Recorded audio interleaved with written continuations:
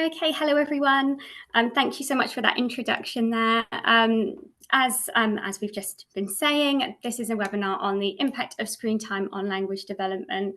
My name's Caroline Vincent. My friends call me Carrie, so please do. And I'm a senior speech and language therapist at Queensmead House School. I've worked with, just a bit of a background about me. I've worked with children from early years all the way through to college age. Really love music, nature in my family, and I work here at Queensmead House School, like I said, in Windsor. We are a through school from primary through to secondary, with primary SEMH, so social, emotional, mental health needs, with autism, ADHD, trauma, attachment. Here. So before we begin today, obviously we're talking about screen time, and it's quite a tricky subject to talk about in the media. I think there's a lot of worry and a lot of concern around screen time with our children and how it's impacting them and how it's impacting us and society at large. And I'd really just like to start off today by prefacing and saying, you know, there's really enough that parents feel guilty about without also having this worry and anxiety around screen time. I'd really like to start off today just maybe quelling any worries and fears you might be having coming into this presentation, just so you know that we're not going to spend the next 45 minutes giving you more excuses to feel guilty. We're going to come at this knowing that technology is everywhere. Screens are everywhere, and we're all still learning about this. You know, there's no guideline or handbook for parenting, and in particular, the parameters around screen time are changing so quickly that it's impossible for any of us to keep up. You know, you can't really book a trip to the farm without going on your screen, can you, and looking it up. We're here today accessing this learning via a screen, and we've coming from a post-COVID world where screens were so important at that time, and they've really changed our relationship, and I think probably accelerated our screen use through that time. And also we're balancing all of this with the needs of our children. And if you're here today, you're probably here because your child has additional needs, or you work with children with additional needs. And we'll be keeping all of those things in mind within the context of screen time. We're going to be exploring what we know about language, communication, development, and also what we know about the impact and influence of screen time on our social world. We're going to be thinking about striking a balance then from taking all of this knowledge and what we know about the impact of screen time and what we can then do to balance those things. We'll talk a little bit about those practical strategies as well, thinking about what can work for you in the realities of your home, the realities of your world, and the realities for your children. So what do we know about the skills for language and communication and developing these skills within our social world?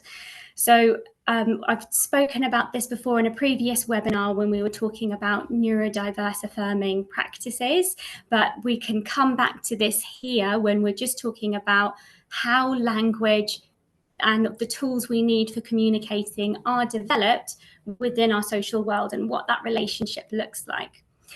So the way that I like to think about this is speech, language, and social experience. And what I mean by social experience are the things that we bring to the social space and everything we know and understand about what we need to interact in that social space.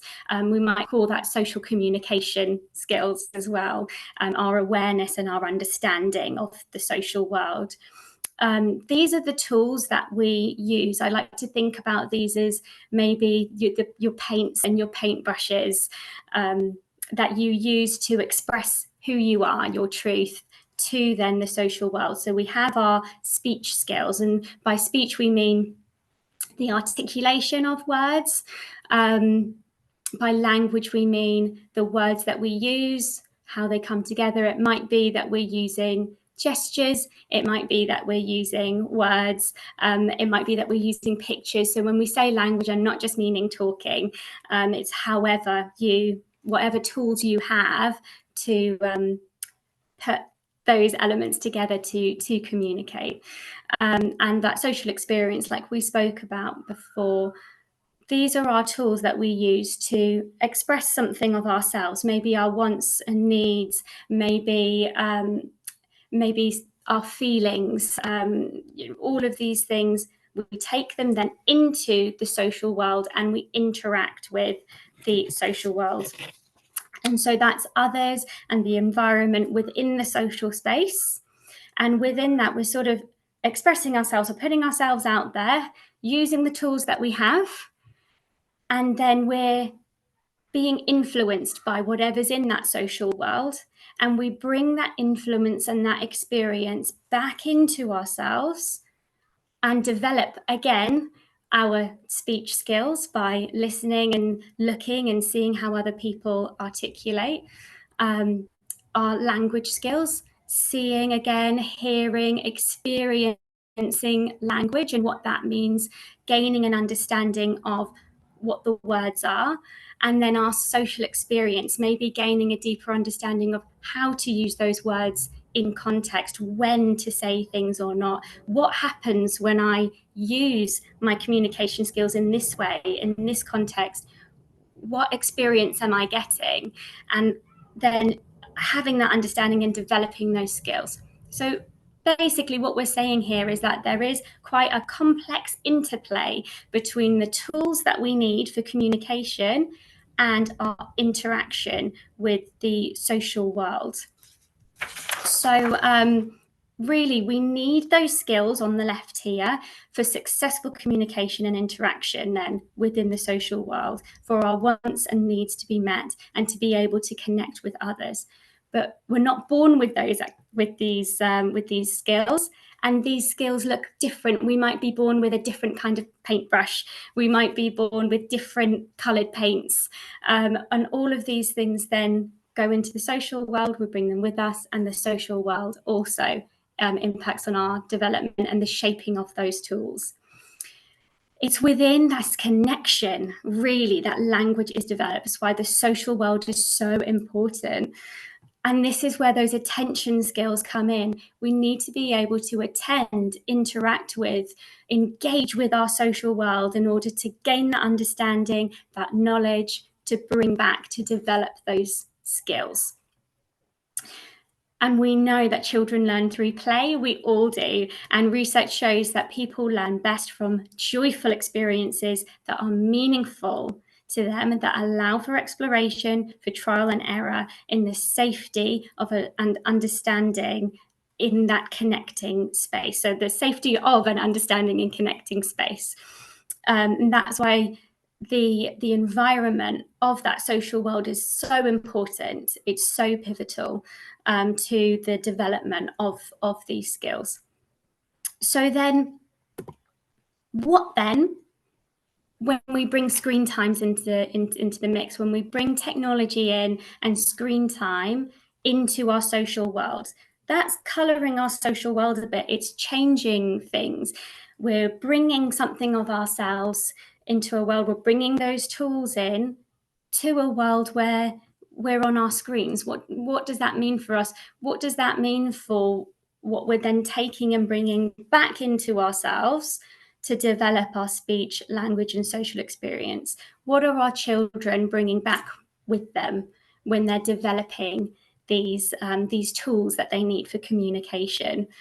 Well, there is mixed evidence around this, around the pros and cons, maybe around this interplay between screen time and the development of our children's communication.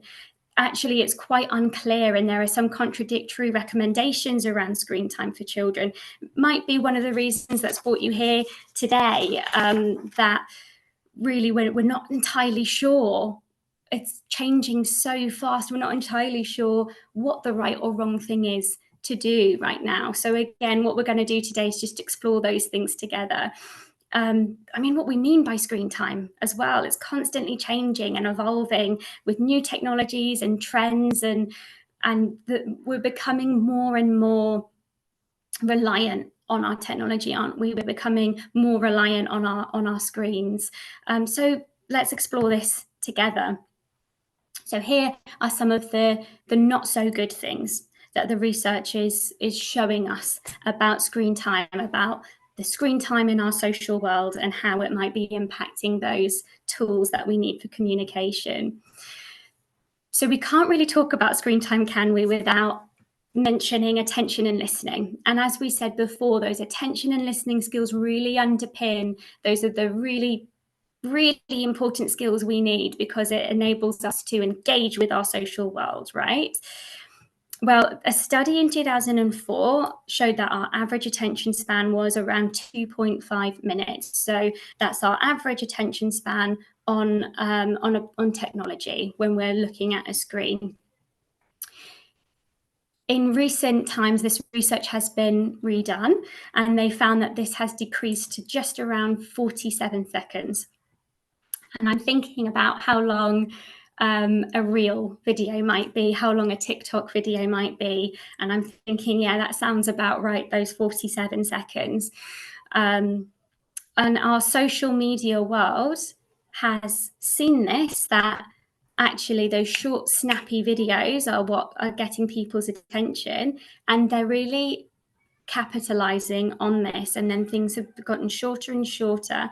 And with that, actually, our attention skills and the attention skills of our children are being trained to become shorter and shorter. So this is something in our social world that is impacting then on that tool, that attention and listening tool.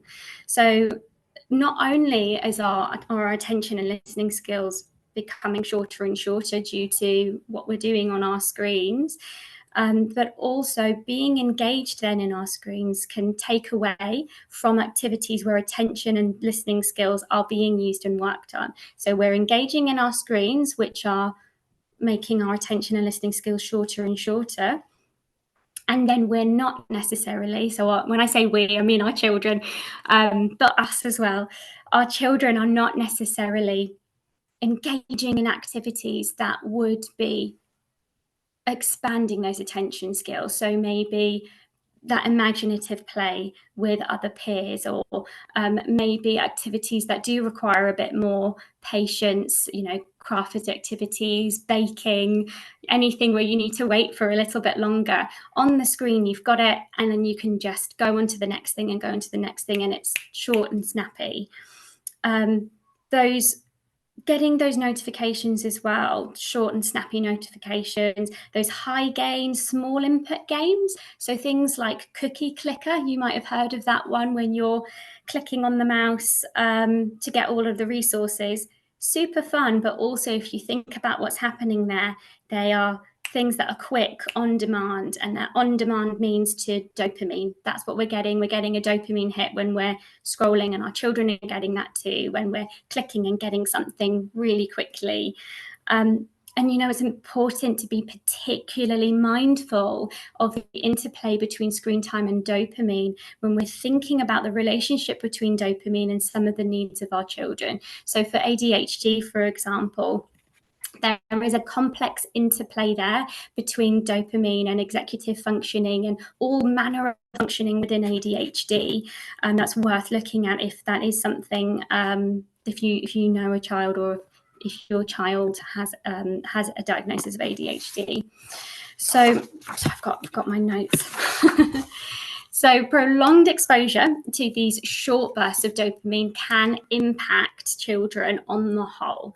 So in terms of speech, language, and communication, children could develop quite a strong pull towards these short bursts of dopamine.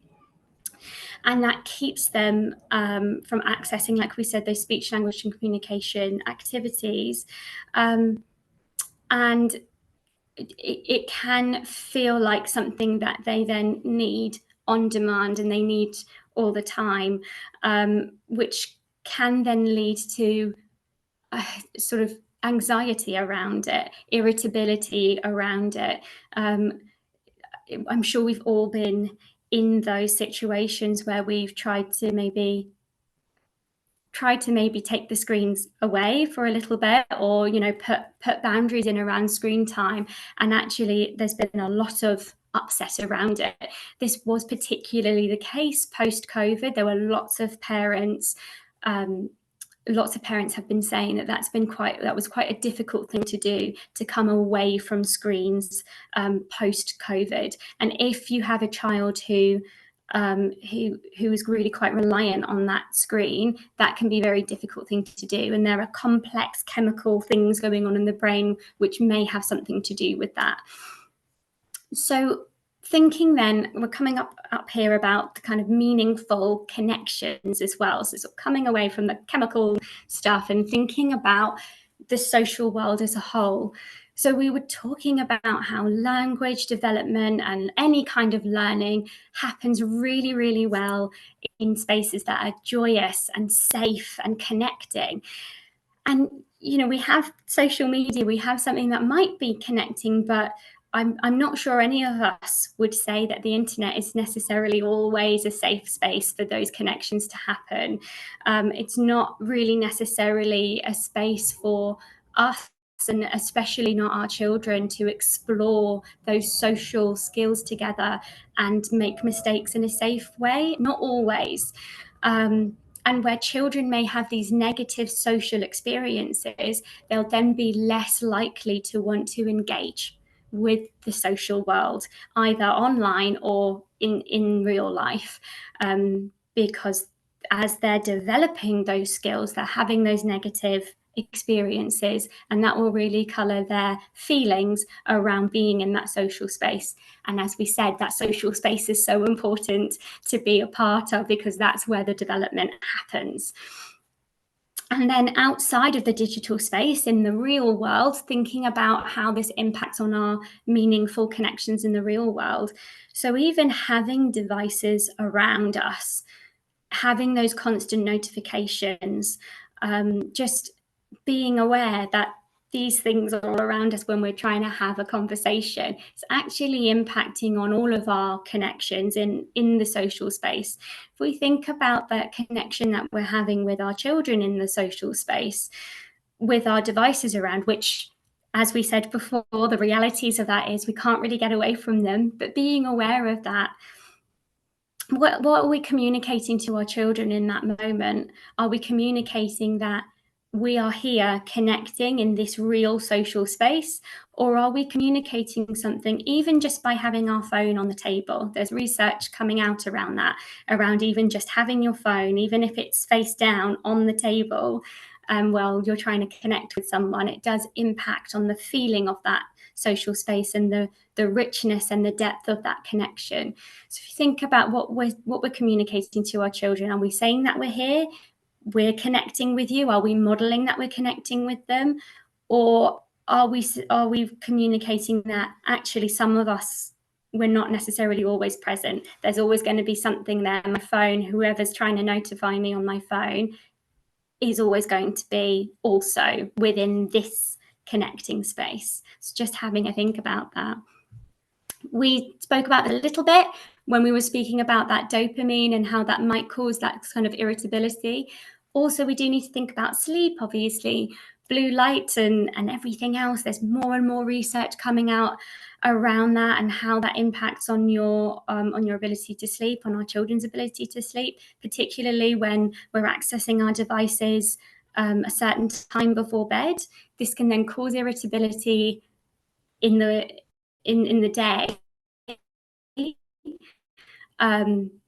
And if we're feeling irritable, if we haven't had that much sleep, thinking about how that's then going to impact on the interactions I have in the social world, on our children have. I know when I haven't had very much sleep, my interactions in the social world and what I'm bringing to the social world and how then people are responding to me in the social world, not necessarily my best communications had when I haven't had all that much sleep. And it's the same for our children. It takes a lot of energy actually to communicate and to access our social skills. And if we haven't had enough sleep, if we're feeling irritable, if we're feeling anxious, all of those things can impact on our nervous system, which impacts then on how we can access our language skills, those tools that we need to communicate. And then that has an impact, we know, on the development of those skills as well. So, oh, and one other thing, very, very quickly, I just got inactivity there. So this is more of a physical thing that our children can be, obviously, if they're on their screens, they're being quite inactive. They're not necessarily engaging then with their social world. I think we spoke about that a little bit at the top, and I'm just aware of time as well. That's more of a physical thing than directly impacting on communication and interaction. So knowing all of that, then this might be our view of screen time. And I think when we see something that talks about screen time and language development, when we think about screen time for our children, this is kind of what's being brought to the fore, isn't it? Screen time is isolating. It prevents our children from accessing their language and communication rich experiences. It's impacting on their overall skills. It's impacting on our connection with our children and their connection with their friends. But I wonder if now we can take a little bit of time to have a think about also some of the good things that research is showing as well about screen time, and then we'll move on to the balancing the two. So there's something around Gestalt language processing that is coming about now. You may have heard of it, you may not have heard of it. If you have a child yourself, or if you work with children who present with echolalia, so they seem to be copying and tuning into intonation and phrases and repetitive phrases, and they might be what's called a Gestalt language processor. I don't have the time to go into it today, but if that is the case for you, please, I would definitely look into that. But in a nutshell, what I'll say, just for the purposes of this presentation, so what we know about Gestalt language processes is that they process language in chunks as opposed to in individual words or sounds. So what that means is they might be really tuning into these chunks of information, and which is why then what we're doing is we're not necessarily taking the words from a phrase, like let's go to the park. They might not take park, they'll take the entire phrase with the intonation. And then if they want to go to the park, instead of saying I want to go to the, and they've got park from that line, they'll take the whole phrase instead. Let's go to the park. Might feel like echolalia, but there's some communication going there. Like I said, very, very short, brief way of explaining that, and there's much, much more to it. But if we think about that, and the things that Gestalt language processors really tune into in their social world, and we know that engagement with the social world is what develops that language. So they're tuning into these repetitive phrases that are the same each time. If you think about media and what the kind of media that children access, and we all access through our screens, shows, YouTubers, TikTok influencers, they often keep a formula to their videos. Cartoons are the same. They're quite formulaic. There's catchphrases. The tone of voice is the same. And this can feel very motivating and safe to young people. And particularly if we're thinking about that Gestalt language processing, it's something for them to really latch onto and engage with. And this can be, actually, there's research coming out about how important that is for Gestalt language processors in particular. And then within that, we know we were talking about how we all learn through play, and when it's joyful and meaningful and fun, we're more likely to engage with it, and so we're more likely to then develop those skills, right? And the media that children access on screens, it can be highly motivating, and like we said before, for good and for bad, for better or worse. And we know that for the better, with it being motivating, with it being meaningful, because like we said before, we're using screens every day in our lives. It's technology is a part of our everyday lives. It's part of the learning, isn't it? for our young people. So we're bringing those devices more and more into the classrooms. It's part of learning about using that technology, and also it is a motivating thing for them as well. So along the lines of that motivation, then, if we listen to autistic voices, autistic individuals have said that the virtual space can be more attractive to them as a safe social space. It's quite low, it's a lower demand in terms of socializing. Don't necessarily have the demand of maybe more quote unquote neurotypical expectations. So we don't necessarily need to have that eye contact in the social space. We're not necessarily relying on those kind of nonverbal social cues that are happening and just kind of the feeling of the social space. So for some autistic individuals, that space can actually feel a lot safer because those things aren't necessarily there.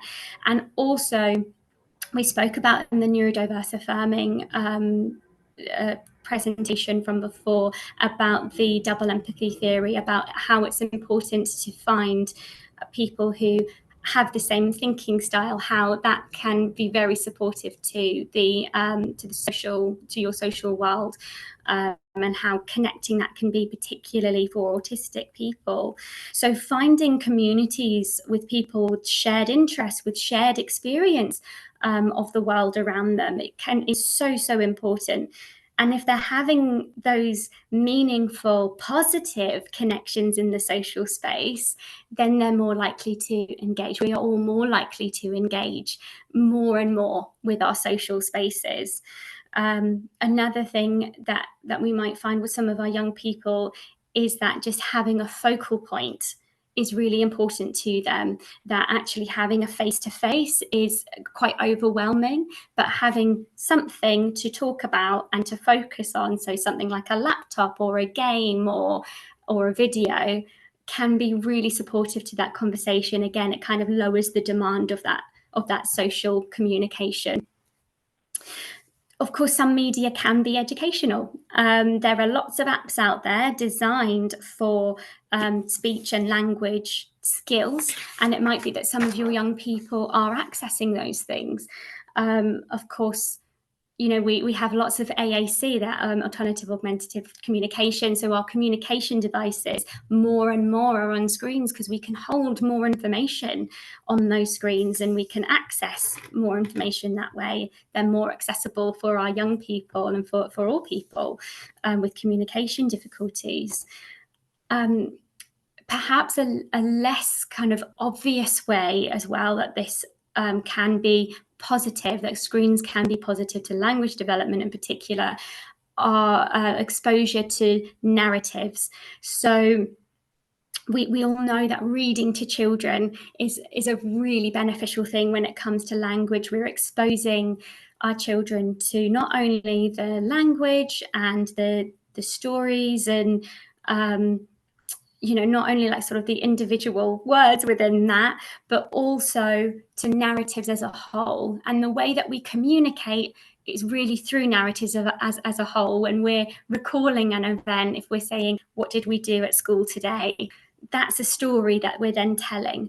So we're exposing our children to stories all the time, and through exposing them to narratives and storytelling, we are really developing those language skills that they need to communicate things about themselves, to communicate the story about what they did that day, communicate the story about why they're feeling the way that they're feeling, communicating stories about what they need and why. Narratives are so important, and again, that could be an entire presentation on itself, I think. And if we think about the media that we access on screens, movies, films, TV, these are sort of more obvious kind of stories, but also in gaming, there are a lot of narratives, a lot of stories, and these are interactive, which is even better. We're really connecting with it in a really real way. Even things like YouTube videos, things like that, we can come back and talk to our children about these things. We can have a conversation about what happened. We can bring attention to the narratives, just like we would do if we were reading a story. They can function absolutely like a storybook in that way. And to come back to gaming as well, they can develop those higher level language skills, those prediction, problem solving, even sort of inferencing as well. If you think about the puzzle games that children might do, or any kind of game that involves that kind of thinking, that problem solving, these skills can be developed through gaming. And an important caveat here to note is that you do learn the skill that you're learning, you learn the skills in situ. So we might be learning those problem-solving skills in the game. It is important to then bring that into real life for our children, so that they are developing those skills in a real life context as well. That they're learning to problem solve in a game doesn't necessarily mean they'll learn to problem solve in real life, but it does give a very good foundation and something for us to link in with and connect to. It can also be very regulating, being on our screens. I think all of us can probably relate to this in some way or the other, that after a long day, we might just want to be on our phone and scroll. What's that about? Actually, it's quite a regulating thing to do. Not necessarily the healthiest thing if we're doing it for long periods of time, for some of the reasons that we spoke about before, and lots of others besides. However, it's important to note that for some of our young children, for some of our young people, they need those activities that are going to help them to regulate. And it might be that screen time is something that helps them, that maybe we can support them to access that regulating activity in moderation. So speaking of moderation then, how do we strike a balance, knowing what we know? So we know that screens are everywhere. They're not going anywhere. Technology's everywhere. We know that there are some things about screen time that do have a negative impact on children's language and communication development and their overall experience and relationship with the social world. We also know that there are particular needs associated with our children, and the relationship that might colour in terms of screen time. We know that for better or worse, there might be some things about screens that may have a particular impact on our young people because of their particular needs. We know that screens definitely have had an impact on all of us post-COVID because of the accelerated use of screens in that area. We also know that screens can be good in some aspects. So how do we strike balance between that? How do we then move forward knowing that screen time may not be inherently bad, but maybe there's a way that we can manage this? So there are some guidelines for screen time, and as we said before, it's still quite not maybe a contentious issue, maybe an issue that we're still learning about. So there are vague, nice guidelines around this. So these are the guidelines that are sort of kind of national for us, and that is that an upper limit of 2 hours per day for children is recommended, and it's sort of kind of woolly around the edges there, the nice guidelines at the moment. And then the American Academy of Pediatrics, spelt in the American way here, they do have a bit of a harder line on this, actually. They say no screen time for children under 18 months, and they give a little bit more clear guidance for older children as well. I haven't put those on here because actually these guidelines, like I said, they haven't necessarily been absolutely said that this is this is right. The American Academy of Pediatrics people have come forward and questioned these because we don't know for absolutely sure.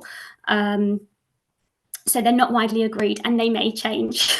So just so that you know, there might be guidelines there, but please don't beat yourself up if these things aren't necessarily happening. We're all still learning. So what can we do then if we can't really trust the guidelines necessarily? We'll need to take all of the information that we know and the realities of our family and our family home and the needs of our children, and we can think about some guidelines for ourselves around that. So thinking about awareness, we need to be aware of our child's particular needs and the impact of screen time, the good and the not so good. Well, good news is you're all here today. We're all here together, exploring that together. So we can put a tick in that box. If you haven't already begun your journey on this, we're certainly all on the way to it now, aren't we? Knowing about what your child is watching and engaging with. So just being aware that sometimes things marketed to children aren't in the children's best interest. I'm thinking about the sweet aisle when you get to paying for your shopping, and there's always all those sweets that are right at the eye level of children, which is really helpful. And actually, yes, these things are being marketed to children. They're really bright and shiny, and they're things, for children to grab, but we know that these chocolates and sweets and things, not necessarily the best things for our children. It's the same thing with our screen use, that actually the algorithm isn't responding to or designed to respond to the needs of our children and their well-being, and certainly not their language and communication skills. That is not what the algorithm has in mind. So please be aware, know about what your child is watching and engaging with. It can be really tricky, that, because some things can look fine on the outset, but they're not necessarily when you look into them. Be aware of your own screen use. I think this is really important for all of us. Like I said before, we've come through a post-COVID time. Our relationship with screens has changed. I think in our generation, and this kind of newer generation of parents, and where we're at with it, this is all really new, and it's happening at a rapid pace, where actually we are all part of this. We all use our screens a lot, and those guidelines haven't been there for us as children. We were sort of learning it as we went along, and a lot of us didn't have all of this technology. None of us had all this technology really when we were growing up. So being aware of your own screen use is a really good first step towards this, and just something to keep note of. So then we can think about containment. So if we're aware of our habits around screen use, we can then think about modeling those good habits for our children and our families. We can model some of our language around that we're saying, oh, I've had enough screen time today. I'm going to put my phone away. Oh, I'm putting my phone away because I'm going to bed at such and such o'clock, and I'm not going to look at my screen now until the end of the day, or whatever it might be. If you're more aware of your own screen time, I think naturally you'll probably start to model those good habits and model that awareness. Remember, we are learning how to live with all this technology, and we're also teaching our children how to live with technology at the same time. A really good way of doing this as well is embedding those good habits into routine. So having screen-free meal times, maybe a screen-free bedtime. For a lot of our young people, this pervasive drive for autonomy might be there, where demands may feel threatening to them, especially somehow demands around screen time. It could be a really tricky issue in the home. If we're embedding these good habits with routine, what we're not necessarily communicating then is that, okay, this is something that you need to change, and this is a demand on you, and this might feel like a punishment, or it might feel like a controlling thing for that young person. What we're saying then is, this is what we're all doing. This is just our culture around screen use. This is what we do as a family, all of us. And it might help to sort of abate and quieten some of those anxieties around it, and some of those kind of negative feelings associated with that kind of shame, or feeling out of control, those kinds of feelings. And it can support our own screen use as well, and healthy habits for all of the family. So on that then, for many of our young people, probably for all of us, screen time is a matter of habit, right? For those reasons that we discussed before, it can be a real ask to suddenly come away from devices. And like we said before, many of our young children have struggled with this post-COVID. What we can do to support this, of course, I'm a speech and language therapist, I'm going to say this, keep it visual, have a timetable there, have a visual timetable, think about using timers. What I will say about this is, I'd say particularly for autistic individuals, but this could be for any of our young people and for humans in general, I think it can be really important. It can feel really important to end a task once it's been started. So we might have a timer to say, okay, we've got 5 minutes left. We might be in the middle of a video then. So have a think about maybe the language that you're using around that. Give yourself a break.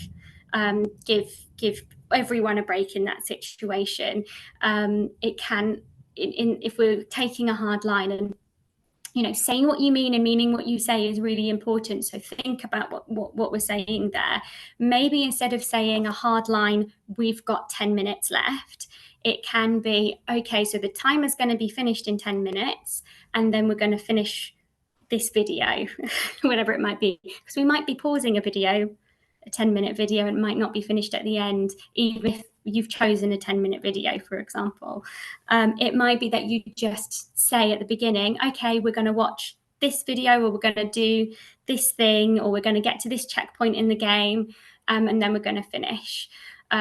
You wouldn't necessarily be reading a story to your children at night and then close the book in the middle of a chapter, because it's exactly bedtime, and we might go to the end of the chapter, right, and then close the book. It's the same thing with our games and with our videos and whatever it is that we're watching.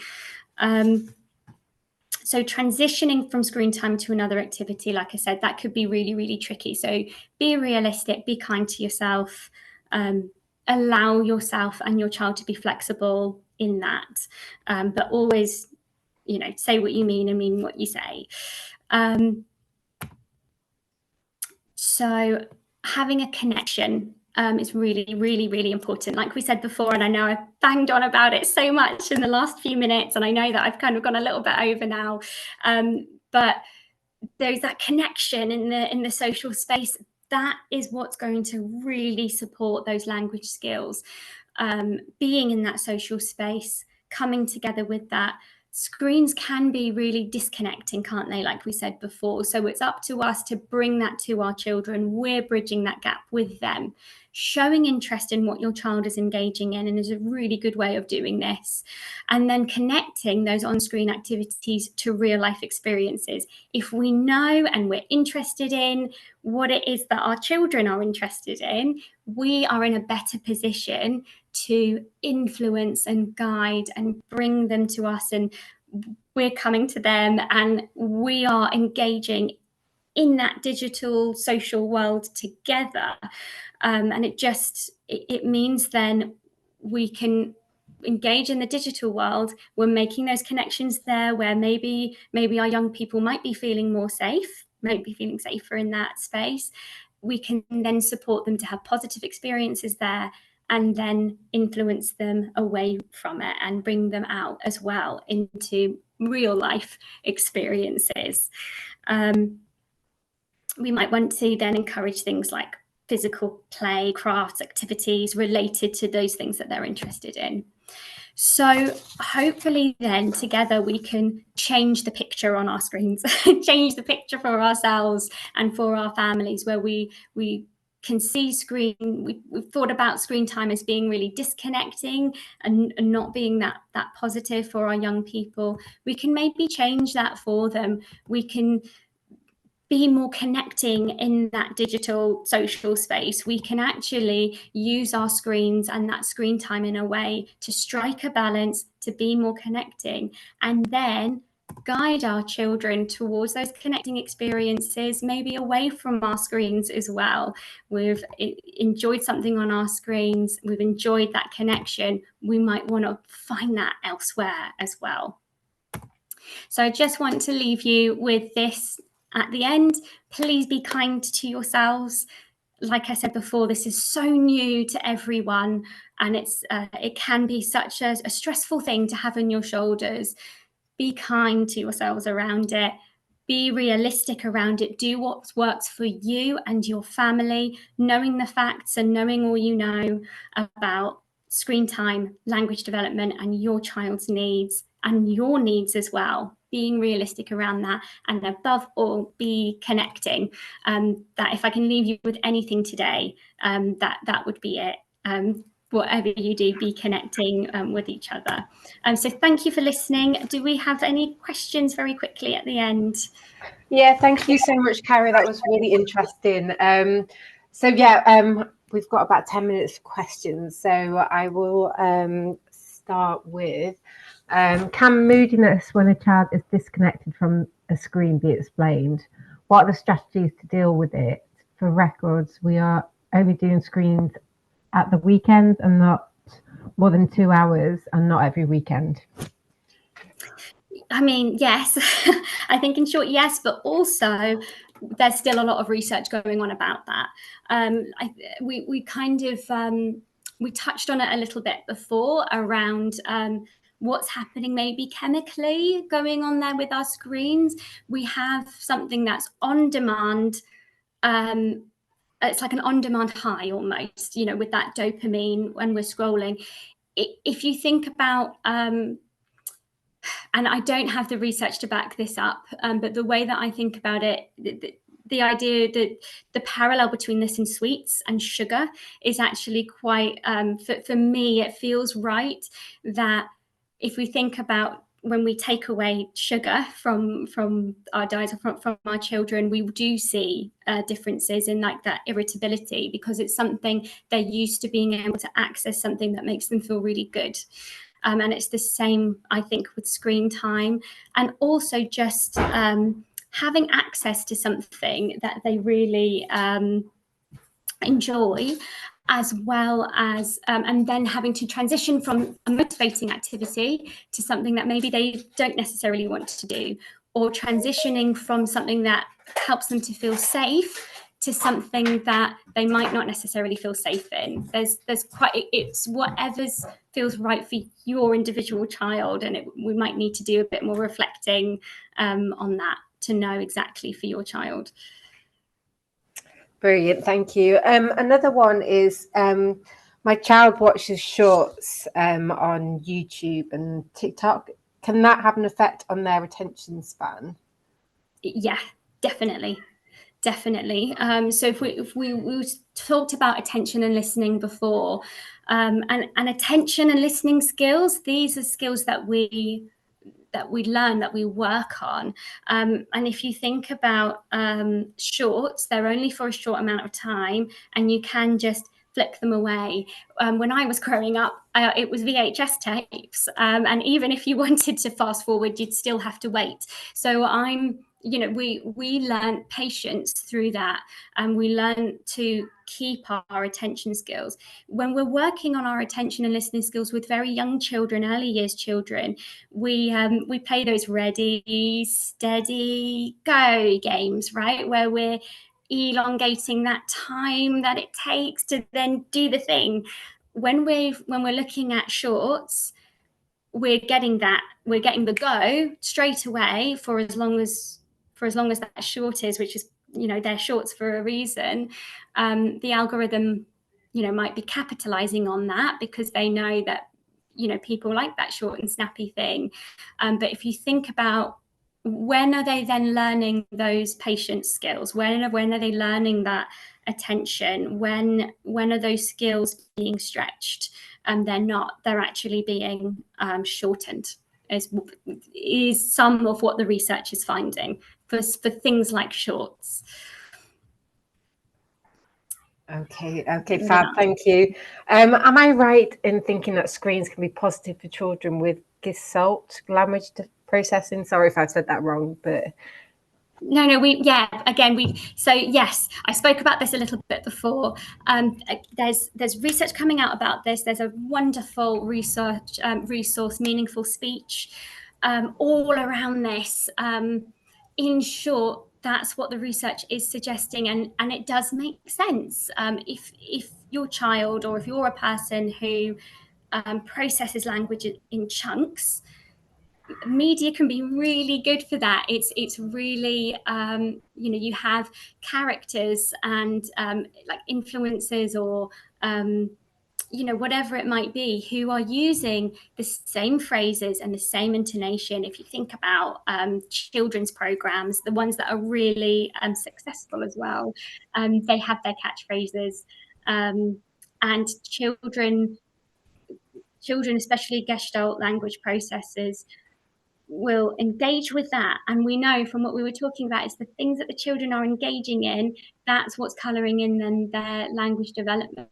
So if they're able to access something that's motivating and seems to make sense to them a bit more, because things do repeat and they are kind of chunked together, and when they say that phrase, that thing happens, as opposed to having to piece together words, where it's in the social world itself. We don't necessarily speak in phrases all the time. We kind of do. But again, that's a whole presentation and a whole new world, which is very exciting. And I would definitely encourage you to do your own research on that.